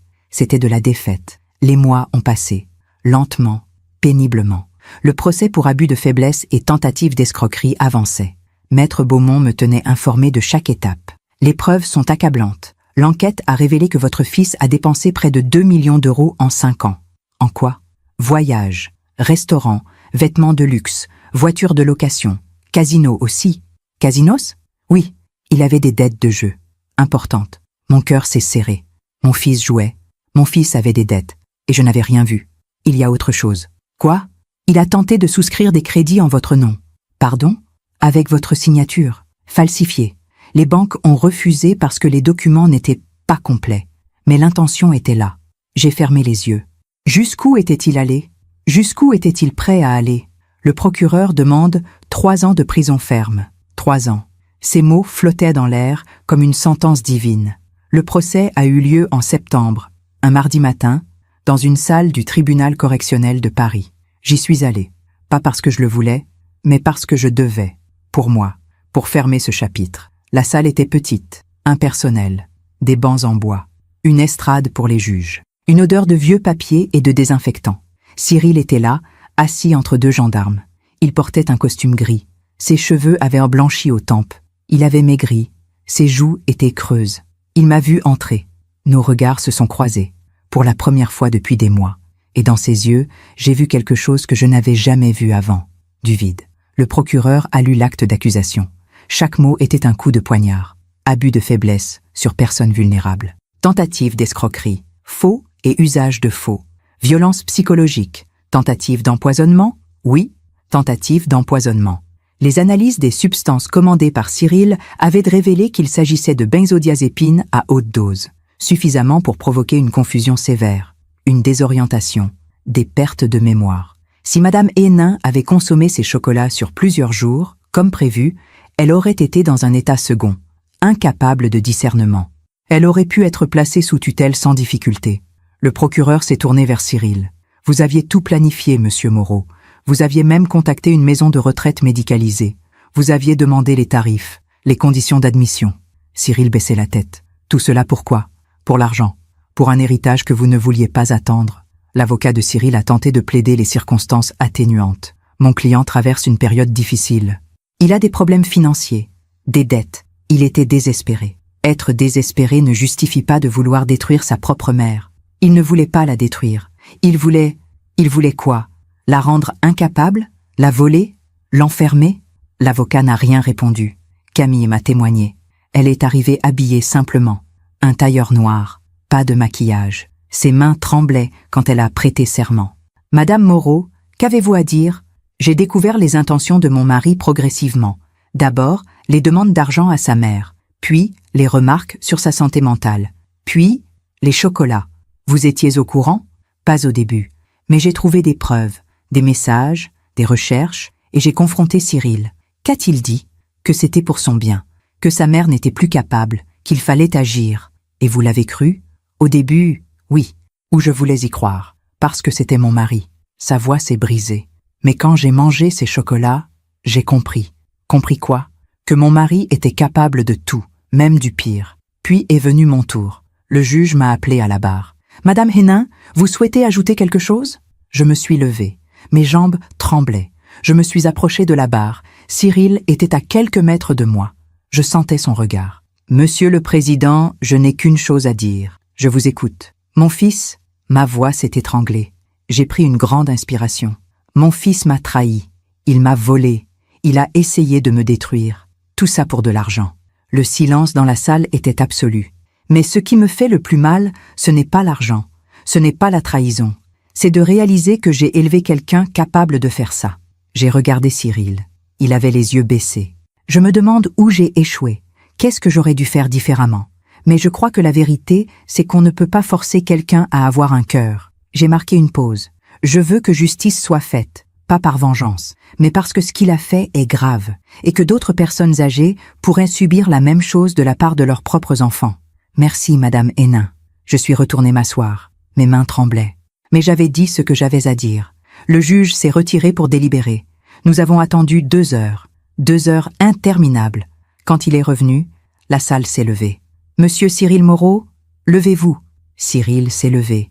Il vacillait légèrement. « Ce tribunal vous reconnaît coupable d'abus de faiblesse aggravée, de tentative d'escroquerie et de mise en danger d'autrui. » Un silence. « Vous êtes condamné à 4 ans de prison ferme, dont 2 ans avec sursis probatoire. 4 ans, 2 ans ferme.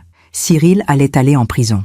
Vous êtes également condamné à rembourser à Madame Isulte Hénin la somme de 2 400 000 €, avec intérêt. 2 400 000 €. Une somme qu'il n'avait plus, une somme qu'il ne pourrait jamais rembourser. Et vous êtes interdit de contact avec la victime à vie. À vie. Ces mots résonnaient comme une sentence définitive. Les gendarmes ont emmené Cyril. Il ne m'a pas regardé. Pas un seul instant. Je suis restée assise, immobile. Maître Beaumont a posé sa main sur mon épaule. « C'est fini, Madame Hénin. »« Fini ?» ?»« Oui, mais je ne ressentais rien. Ni soulagement, ni satisfaction, ni tristesse. Juste un vide immense. En sortant du tribunal, j'ai vu des journalistes. Ils voulaient m'interviewer. « Madame Hénin, comment vous sentez-vous? Êtes-vous satisfaite du verdict? Allez-vous pardonner à votre fils ?» Maître Beaumont les a écartés. « Kitami, Madame Hénin ne fera aucune déclaration. » Nous sommes montés dans la voiture. Le chauffeur a démarré. Dans le rétroviseur, j'ai vu le palais de justice s'éloigner. Et avec lui, toute cette histoire. Les semaines ont passé, puis les mois. Cyril était en prison, quelque part en banlieue parisienne. Je ne savais pas exactement où, et je ne voulais pas savoir. Camille m'avait envoyé une carte, une simple carte avec quelques mots. « Merci pour votre courage. Prenez soin de vous. Camille. » Elle avait refait sa vie, loin de Paris, loin de tout ça. Moi, j'essayais de faire de même, de retrouver une vie normale. Mes promenades, mes lectures. Maria venait toujours faire le ménage. On parlait de choses simples, de la météo, des saisons, de ses petits-enfants. Un jour, elle m'a demandé « Vous avez des nouvelles de Monsieur Cyril ?»« Non. Vous pensez à lui ? Tous les jours. C'est normal. C'est votre fils ? Oui, ce sera toujours mon fils. Mais il a fait des choix. Et maintenant, il paie pour ses choix. C'est la vie qui reprend ses droits. Oui, c'est exactement ça. Un après-midi d'hiver, j'ai reçu une lettre. Pas de l'administration, pas d'un avocat, de Cyril. Mon cœur a bondi. J'ai hésité. Puis j'ai ouvert l'enveloppe. Maman, je sais que je n'ai pas le droit de t'appeler comme ça. Je sais que je t'ai perdu. Pour toujours. Mais je voulais que tu saches quelque chose. Je ne te demande pas pardon. Parce que ce que j'ai fait est impardonnable. Mais je veux que tu saches que j'ai compris. Trop tard, mais j'ai compris. En prison, j'ai eu le temps de réfléchir à tout ce que tu m'as donné, à tout ce que j'ai gâché. Tu avais raison. La vie finit par rendre ce qu'on lui donne. J'ai tout perdu. Ma femme, ma liberté, toi. Et le pire, c'est que je le mérite. Je ne te demande rien. Je voulais juste que tu saches que tu avais raison. Cyril, j'ai lu cette lettre 3 fois. Puis, je l'ai posée sur la console, à côté de la photo de lui enfant. Cette photo que j'avais sortie le jour où tout avait basculé. J'ai regardé les deux. La lettre, la photo, le petit garçon que j'avais aimé, l'homme qu'il était devenu. Et j'ai pleuré. Pas pour lui, pas pour moi, pour ce qui aurait pu être et qui ne serait jamais. Mais j'ai aussi compris quelque chose ce jour-là, que je ne pouvais pas sauver Cyril, que je n'avais jamais pu, que chacun doit porter le poids de ses propres choix, et que la vie, dans sa sagesse cruelle, se charge toujours de rétablir l'équilibre. Cyril avait tout perdu, sa femme l'avait quitté, ses amis l'avaient abandonné, sa réputation était détruite, les journaux avaient parlé de l'affaire, son nom était sali, il avait voulu ma fortune, il s'était retrouvé avec rien, il avait voulu m'enfermer, c'est lui qui était enfermé, il avait voulu me voler ma liberté, c'est lui qui avait perdu la sienne. La vie finit toujours par rendre ce qu'on lui donne. Et moi, dans cette épreuve, j'avais découvert quelque chose que je ne savais pas. Ma propre force, ma capacité à dire non, à me protéger, à survivre. J'avais 70 ans, mais j'étais encore debout, abîmé, blessé, mais debout. Les mois qui ont suivi la condamnation de Cyril ont été étrangement paisibles. Pas une paix joyeuse, pas une paix légère, mais une paix profonde, presque solennelle, comme après une tempête qui a tout ravagé et qui laisse derrière elle un silence absolu. J'avais recommencé à vivre, vraiment vivre, pas survivre, vivre. Un matin de printemps, j'ai décidé de retourner à Deauville. Je n'y étais pas allée depuis la mort de Philippe. La maison était restée fermée toutes ces années. Je payais quelqu'un pour l'entretien, mais je n'avais jamais eu le courage d'y retourner. Trop de souvenirs, trop de fantômes. Mais ce jour-là, j'ai senti que c'était le moment. J'ai pris le train, 2 heures de voyage à travers la campagne normande, les champs verts, les pommiers en fleurs, le ciel immense. En arrivant à la gare de Deauville, j'ai pris un taxi. Le chauffeur était bavard. « Vous venez pour les vacances ? » ?»« Non, je vais chez moi. »« Ah, vous habitez ici ? » ?»« Autrefois, oui, il y a longtemps. C'est beau, Deauville. Oui, c'est beau. » La maison était exactement comme dans mes souvenirs. Une villa normande à colombages, des volets bleus, un petit jardin qui descendait vers la plage. On entendait la mer, même de loin. J'ai ouvert la porte. Une odeur de renfermé m'a accueilli. J'ai ouvert les fenêtres. L'air frais s'est engouffré, l'air salé de la mer. J'ai parcouru les pièces lentement. Le salon avec la grande cheminée, la cuisine avec la table en bois massif où nous prenions le petit déjeuner, la chambre où Philippe et moi dormions, la petite chambre où Cyril passait ses étés. Chaque pièce était un souvenir. Dans la chambre de Cyril, j'ai trouvé des choses qu'il avait laissées, des livres d'enfants, des coquillages ramassés sur la plage, un cerf-volant cassé, des dessins épinglés au mur. Un dessin en particulier a attiré mon attention. C'était un dessin de nous trois, Philippe, moi, Cyril. On se tenait par la main. Le soleil brillait, on souriait. En dessous, écrit en lettres maladroites, « Ma famille, je vous aime ». Il avait 7 ans quand il avait fait ce dessin. J'ai détaché le dessin du mur. Je l'ai tenu entre mes mains. Mes larmes ont coulé sans que je puisse les retenir. Où était passé cet enfant? Comment était-il devenu l'homme qui avait essayé de me détruire? Je suis descendu sur la plage. Le vent soufflait fort. Les vagues se brisaient contre le sable. J'ai marché longtemps, seul, perdu dans mes pensées.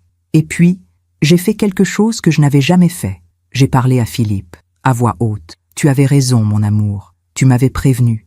Tu me disais que je le gâtais trop, que je ne lui apprenais pas les limites. Le vent emportait mes mots. J'aurais dû t'écouter, mais je pensais que l'amour suffisait, que si je l'aimais assez fort, il deviendrait quelqu'un de bien. Une vague a éclaboussé mes pieds. Mais l'amour sans limite ne construit pas. Il détruit. J'ai fermé les yeux. Pardon. Pardon de ne pas avoir été plus forte, plus exigeante.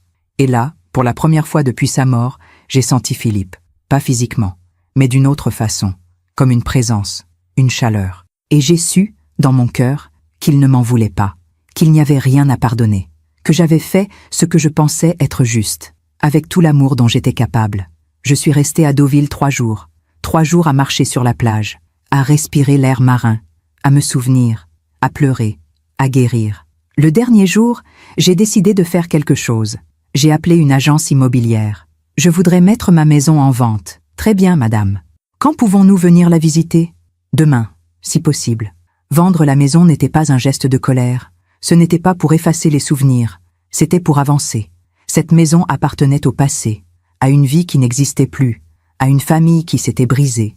Il était temps de lâcher prise. De retour à Paris, j'ai commencé à faire le tri dans mon appartement. Pas pour déménager, mais pour alléger. J'ai donné des vêtements, des livres, des objets que je gardais sans raison, des choses qui appartenaient à Philippe, des choses qui appartenaient à Cyril. À chaque objet que je donnais, je sentais un poids s'envoler. Maria me regardait avec inquiétude. « Vous êtes sûre, Madame Hénin ?»« Oui, très sûre. Mais ce sont des souvenirs. Les souvenirs sont dans mon cœur, pas dans les objets. » Un après-midi, en rangeant, j'ai trouvé une boîte au fond d'un placard, une boîte que je n'avais pas ouverte depuis des années. À l'intérieur, des lettres. Des lettres que Cyril m'avait écrites quand il était jeune. J'en ai ouvert une au hasard. « Chère maman, je suis en classe verte à la montagne. C'est trop bien. On a fait une randonnée et j'ai vu un aigle. Maître Dupont dit que c'est rare. Tu me manques. Papa aussi. J'ai hâte de rentrer pour vous raconter tout. Je t'aime très fort. Cyril. » Cette lettre avait été écrite il y a plus de 30 ans, par un enfant de 10 ans, un enfant innocent, un enfant qui aimait sa mère. Qu'est-ce qui s'était passé entre cet enfant et l'homme qu'il était devenu? J'ai continué à lire les lettres, une à une.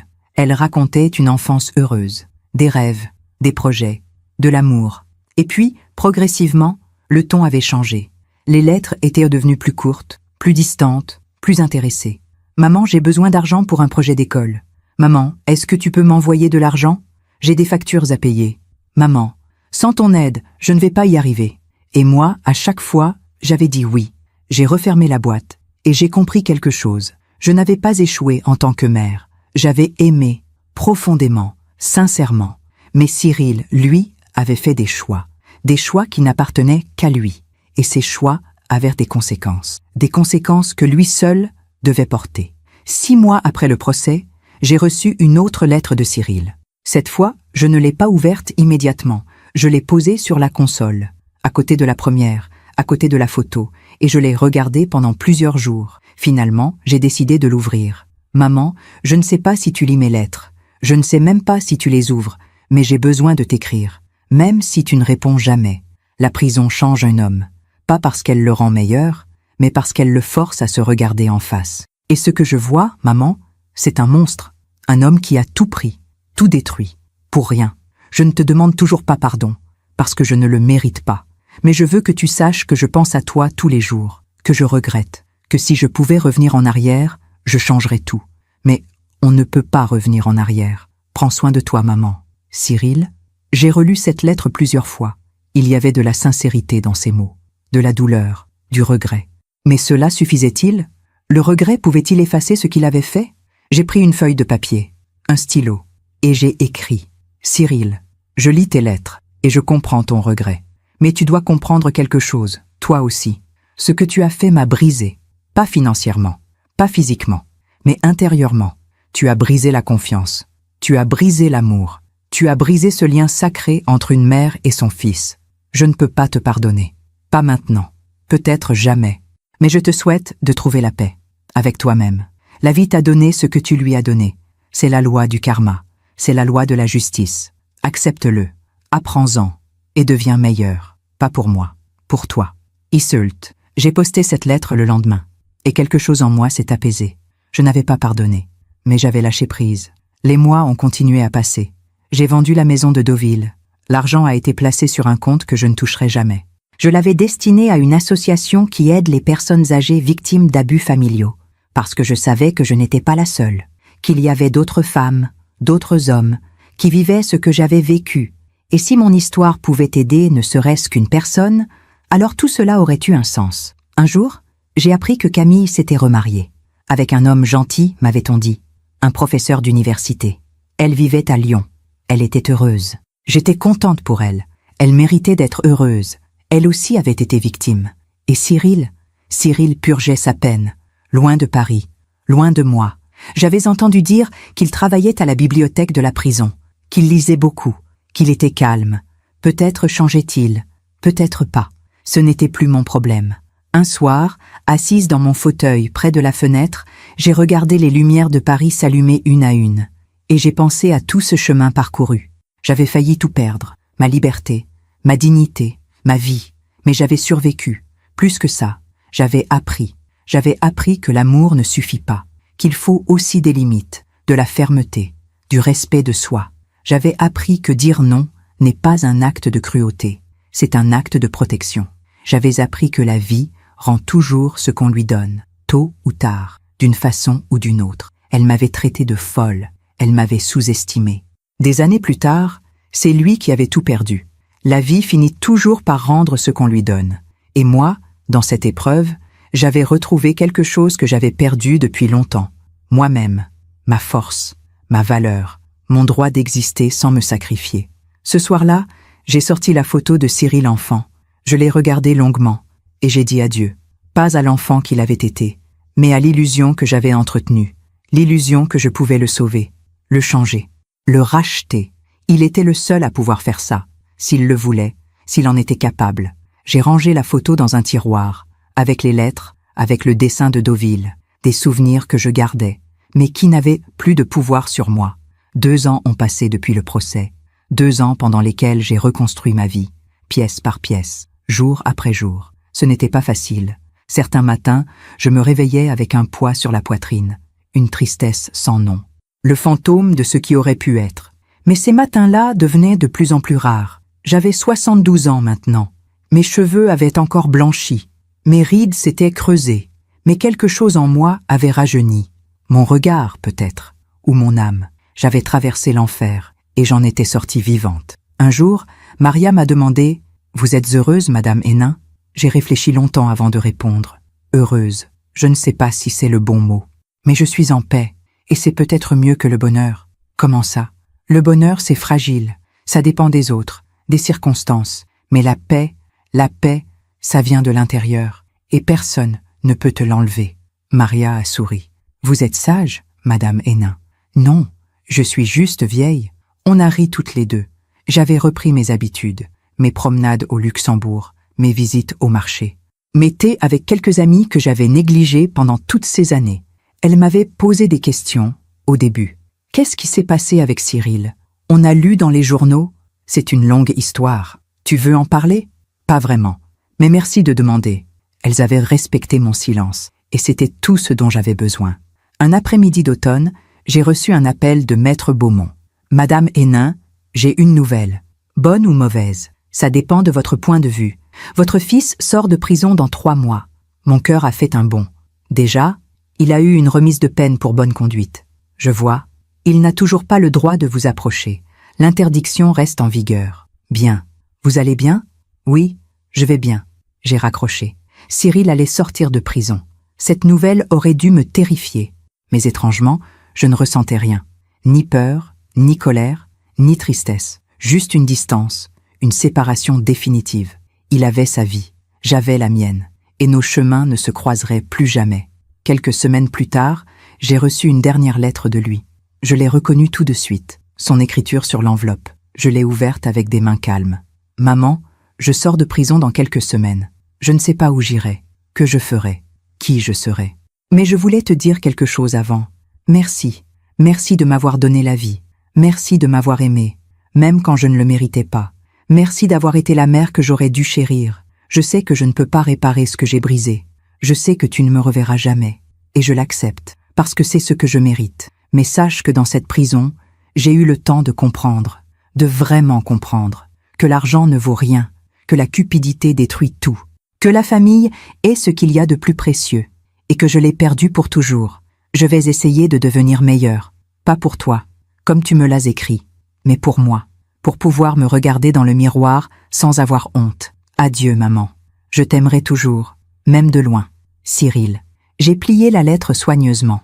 Je l'ai rangée avec les autres. Puis je me suis assise près de la fenêtre. J'ai regardé le ciel, les nuages qui passaient, les oiseaux qui volaient. Et j'ai senti quelque chose se relâcher en moi, un dernier nœud qui se défaisait. Cyril avait compris.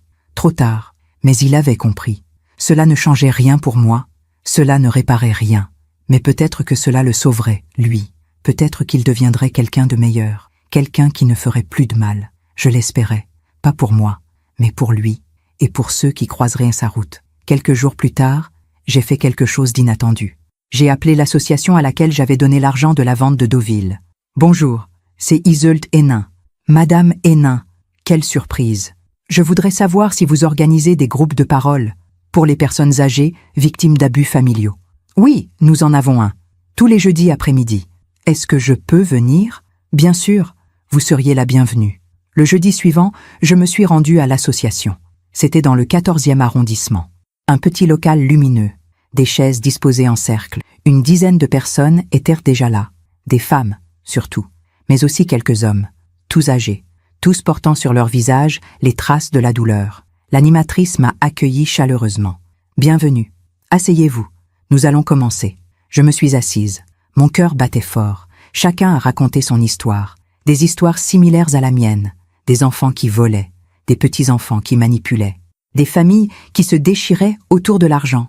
Et puis, mon tour est venu. Moi, c'est Iseult. J'ai 72 ans. J'ai pris une grande inspiration.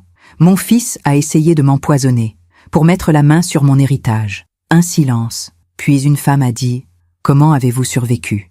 En disant non, en me protégeant, en acceptant que je ne pouvais pas le sauver. Vous lui avez pardonné? Non, pas encore, peut-être jamais. Mais j'ai fait la paix avec ce qui s'est passé. Comment on fait ça? Faire la paix sans pardonner? On accepte. On accepte que les gens font des choix, et que ces choix ont des conséquences. On accepte qu'on ne peut pas contrôler les autres, seulement soi-même.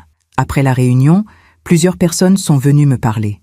Merci d'avoir partagé votre histoire. Vous nous donnez de l'espoir. Si vous avez survécu à ça, alors nous aussi, on peut. J'ai senti quelque chose de chaud dans ma poitrine. Quelque chose que je n'avais pas ressenti depuis longtemps. De l'utilité, du sens. Mon histoire pouvait aider. Ma douleur pouvait servir. J'ai continué à aller à ces réunions. Tous les jeudis, sans faute. Et petit à petit, j'ai vu des femmes se relever, reprendre leur vie, se protéger, dire non, comme je l'avais fait. Un jour, l'animatrice m'a proposé quelque chose. Iseult, vous avez un don pour parler, pour inspirer. Vous voudriez témoigner lors d'une conférence? Une conférence? Oui, sur les abus familiaux envers les personnes âgées. Votre histoire pourrait aider beaucoup de gens. J'ai hésité. Je ne sais pas si... Réfléchissez. J'ai réfléchi, pendant plusieurs jours. Et puis j'ai décidé que oui, je le ferais. Pas pour me venger de Cyril, pas pour l'humilier, mais pour que d'autres femmes, d'autres hommes sachent qu'ils ne sont pas seuls, qu'ils ne sont pas fous, qu'ils ont le droit de se protéger. La conférence a eu lieu 3 mois plus tard, dans un grand amphithéâtre à Paris. Il y avait plus de 200 personnes, des professionnels, des assistants sociaux, des juristes, mais aussi des victimes, des familles. Quand mon tour est venu de parler, j'ai monté sur scène. Mes jambes tremblaient légèrement, mais ma voix était ferme. Bonjour, je m'appelle Iseult Hénin, j'ai 72 ans, et voici ce qui m'est arrivé. J'ai raconté tout. Les chocolats, la manipulation, le procès, la prison. Et surtout, j'ai raconté comment j'avais survécu, en disant non, en me protégeant, en acceptant la réalité. À la fin de mon témoignage, la salle était silencieuse. Puis, lentement, les applaudissements ont commencé. Des applaudissements qui sont devenus une ovation. Des gens se sont levés. Certains pleuraient.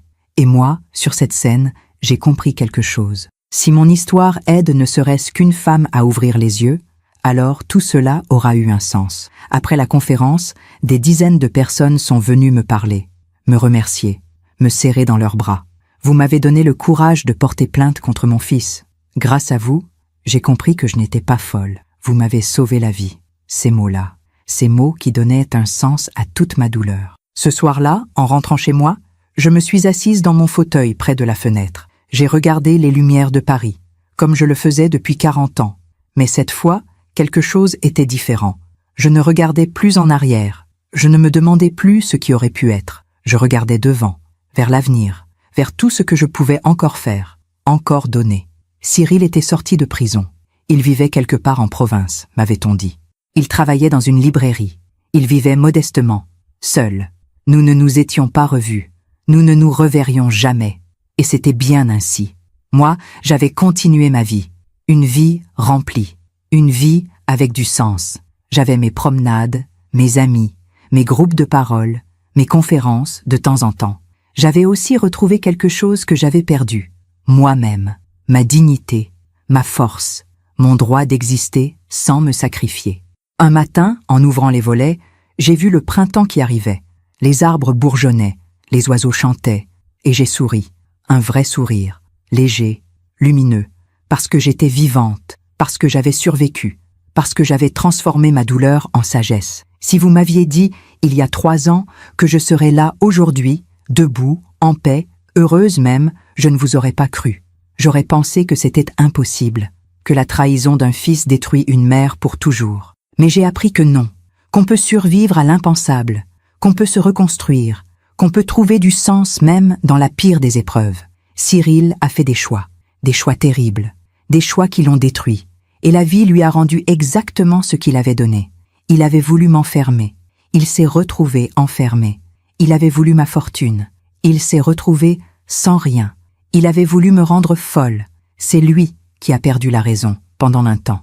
La vie finit toujours par rendre ce qu'on lui donne. C'est la loi du karma, c'est la loi de la justice. Moi, j'avais donné de l'amour, peut-être trop, peut-être mal, mais de l'amour quand même. Et la vie m'a rendu quelque chose de précieux. La sagesse, la paix, la force et la certitude que je méritais d'être protégé, respecté, aimé. Aujourd'hui, quand je regarde en arrière, je ne regrette rien, ni d'avoir aimé Cyril, ni de lui avoir donné. Je regrette seulement de ne pas avoir posé de limites plus tôt. Mais c'était mon chemin, mon apprentissage. Et maintenant, j'ai appris. Si quelqu'un me demandait aujourd'hui, « Iseult, qu'avez-vous appris de tout ça ?»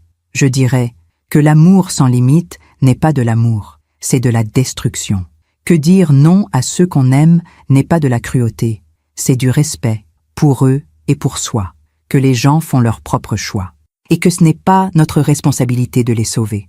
Que la vie rend toujours ce qu'on lui donne, tôt ou tard, d'une façon ou d'une autre. Et que même après l'enfer, on peut renaître. Voilà mon histoire. Une histoire de trahison, de douleur, de justice, mais aussi une histoire de survie, de renaissance, de sagesse. Je m'appelle Iseult Hénin, j'ai 72 ans, et aujourd'hui, je sais qui je suis. Une femme forte, une femme digne, une femme en paix. Une femme qui a traversé la tempête et qui en est sortie plus forte. Merci de m'avoir écouté jusqu'au bout.